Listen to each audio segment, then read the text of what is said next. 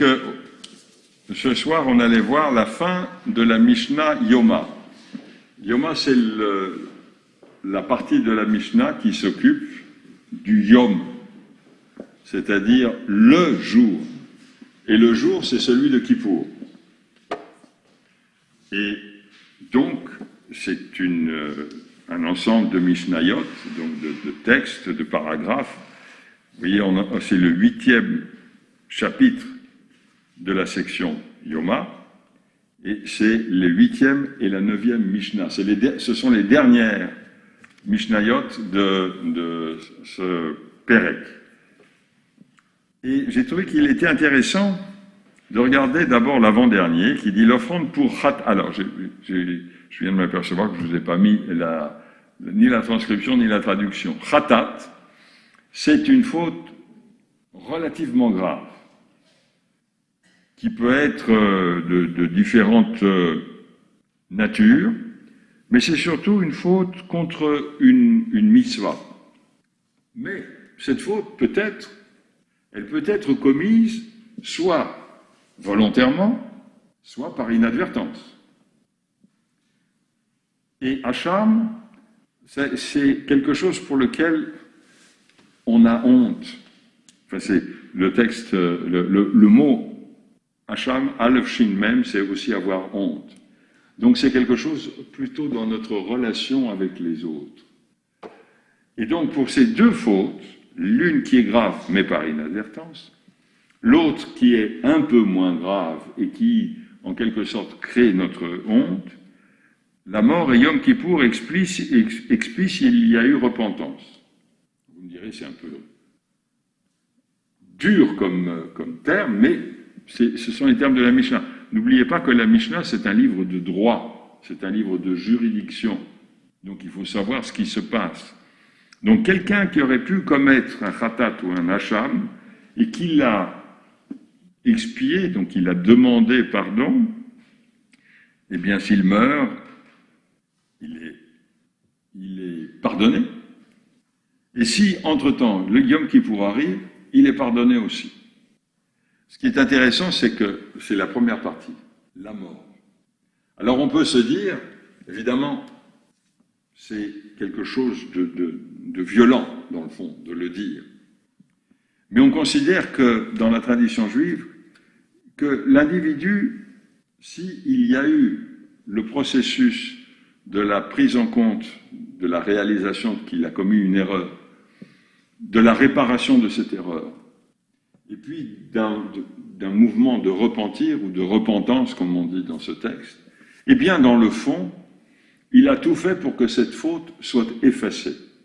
Et donc, si cette personne décède avant Yom Kippour, eh bien, on considérera que c'était comme si Yom Kippour s'était passé, c'est-à-dire que cette faute, il se trouvera là où il doit se trouver, et là, il y a des grandes discussions dans la tradition juive. Est-ce qu'il y a un monde après la mort? La seule chose que l'on sait, c'est qu'il va dans le Gehinnom, la Géhenne, qui n'a pas très bonne presse dans notre mémoire collective, mais dans le fond, il arrivera là, blanc comme neige. La repentance fait expiation pour les transgressions légères de commandements positifs et de commandements négatifs.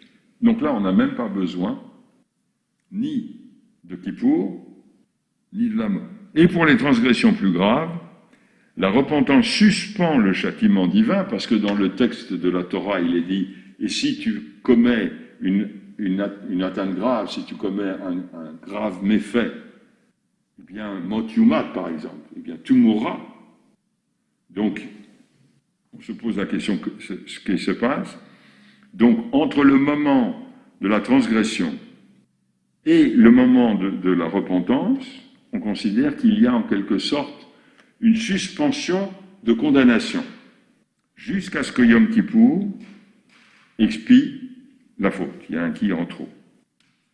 Donc, on voit que, dans le fond, les rabbins sont intéressés, d'une part, par l'acte et ce qui peut aboutir comme condamnation, mais dans le texte de Yoma, ils sont beaucoup plus intéressés par comment expie-t-on? Et qu'est-ce que ça veut dire pour, à notre niveau, expier et être pardonné? Ça veut dire qu'on ne doit plus avoir dans le fond de sa mémoire, dans le fond de sa pensée, l'erreur que l'on a commise avec la charge émotionnelle négative que cela implique. Il faut savoir qu'à certains moments, si on fait les choses correctement, si on prend conscience, si on répare la faute et si on demande le pardon, on va voir ça après, eh bien, on est blanchi. On n'a pas besoin d'un autre processus.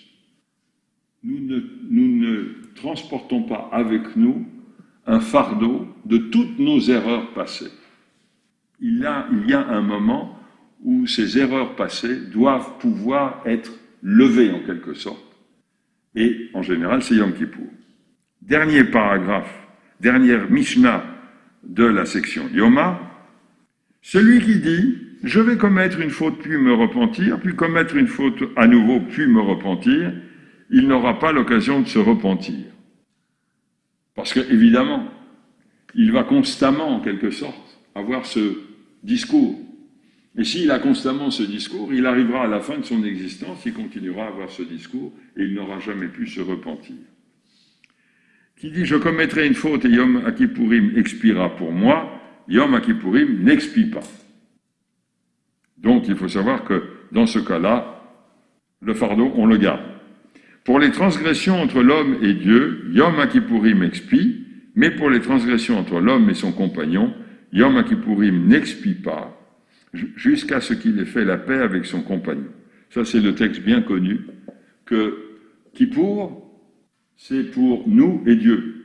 Le travail entre nous et les autres est antérieur.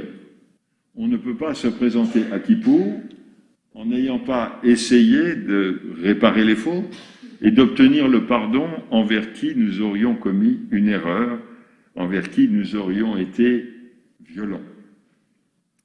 Ceci a été expliqué par le rabbin Elazar ben Azaria, parce que bien entendu, il faut une preuve. Bien entendu, il faut un verset pour le dire. De tous vos péchés devant l'Éternel, vous serez purs, vous serez purifiés, donc devant l'Éternel, mais pas les autres. Pour les transgressions entre l'homme et Dieu, Yom Kippour effectue l'expiation, mais pour les transgressions entre l'homme et son compagnon, Yom Kippourim n'effectue pas l'expiation jusqu'à ce qu'il ait fait la paix avec son compagnon. Ça, c'est une répétition, simplement. Et alors vient un texte qui n'a plus rien à voir avec ce que l'on a lu. La Mishnah Yoma se termine en quelque sorte par un petit midrash de Rabbi Akiva. Rabbi Akiva a dit « Heureux êtes-vous Israël, car devant qui devenez-vous purs et qui vous purifie, sinon votre Père Céleste, comme il est dit, ça c'est le Jérémie, je vous aspergerai d'eau pure et vous serez purifiés. » Tout comme un mikvé, donc le bain dit rituel, purifie les impurs, puisque à cette époque, à l'époque du Temple, il était nécessaire de retrouver une pureté corporelle, plus qu'une pureté morale, ça c'était un travail intérieur, mais la pureté corporelle qui pouvait avoir été endommagée en quelque sorte par plusieurs actes. Si quelqu'un avait touché un reptile, il était impur, il ne pouvait plus rentrer dans le temple. Si quelqu'un avait touché une personne décédée, un défunt, eh bien c'était la même chose, il ne pouvait plus rentrer dans le temple. Donc il était obligé de passer par un sas de purification, et le sas de purification, c'était le mikvé. Et donc Rabbi Akiva dit, tout comme un mikvé purifie les impurs, le Saint béni soit-il, purifie Israël. Ce qui est intéressant dans le fond, c'est que on a un pérek, donc une section de la Mishnah qui s'occupe de Yoma, où il n'est question que de lois, les unes après les autres, et quelquefois des lois qui sont compliquées. Et puis, on arrive à la fin, et à la fin, on a une ouverture, en quelque sorte. On a cette ouverture de Rabbi Akiva. Cela rappelle également, il y a un autre Pérec de la Mishnah qui s'appelle Nezikin, qui traite de tout ce qui est les dommages. Et le dernier chapitre de Nezikin, c'est Pirkei Avot. C'est un ensemble d'aphorismes des rabbins. Là aussi, on a dans le fond un sujet qui est lourd, qui est dur, qui traite donc des dommages que l'on crée aux autres. Et à la fin, il y a cette douceur qui est apportée par le Pirkei Avot. Et la même chose ici, on traite d'une journée essentielle, avec toutes ces règles et toutes ces lois, et à la fin, on a cette ouverture de Rabbi Akiva qui dit « C'est une chance que nous ayons, en quelque sorte, Yom Kippour, parce que Dieu nous asperge de l'eau et nous sommes purifiés comme une personne impure peut être purifiée en passant par la mikvé. » Mais tous ceux ne sont pas de ce même avis. Il y a un commentaire du rabbin de Guerre, le Alter de Guerre, qui dit la chose suivante. Il faut bien se rappeler d'une chose, dit-il, c'est que celui ou celle qui veut être purifié en passant par le mikvé doit s'immerger dans sa totalité. Si un cheveu dépasse, la purification n'a pas fonctionné. Donc, le Alter de Guerre dit, il faut s'immerger dans cette journée de Kippour de façon totale et absolue pour pouvoir être en quelque sorte lavé de ses fautes, de même que le mikvé purifie l'individu. Ce qui veut dire que vous soyez devant un écran ou que vous soyez au guide, immergez-vous totalement et vous en serez revigoré.